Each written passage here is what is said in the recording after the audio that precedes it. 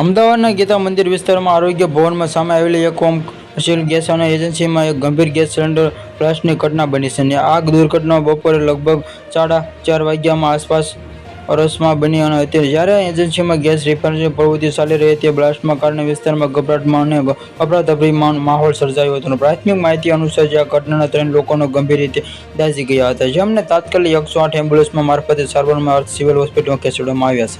ઘટનાની ગંભીર રીતે ધ્યાનમાં રાખીને ફાયર બ્રિગેડની ટીમો તાત્કાલિક ઘટનાસ્થળે પહોંચી હતી અને ફાયર વિભાગની આગને કાબૂમાં લેવામાં નુકસાન અટકાવવા માટે ઝડપથી કામગીરી હાથ ધરી છે. આ ઘટનાને પહોંચી ફાયર વિભાગ ધીરજ ડોંગરે સાહેબ મીડિયા માહિતી આપવા જણાવ્યું કે ફાયરમાં કંટ્રોલ રૂમમાં 4:40 વાગ્યે સિલિન્ડરનો બ્લાસ્ટ થતા કોલ મળ્યો હતો અને તાત્કાલિક સ્થળમાં જે પહોંચી ત્યારે 2 વ્યક્તિ ઇજાગ્રસ્ત જણાયા હતા, જેમને એમ્બ્યુલન્સ દ્વારા હોસ્પિટલમાં મોકલવામાં આવ્યા હતા.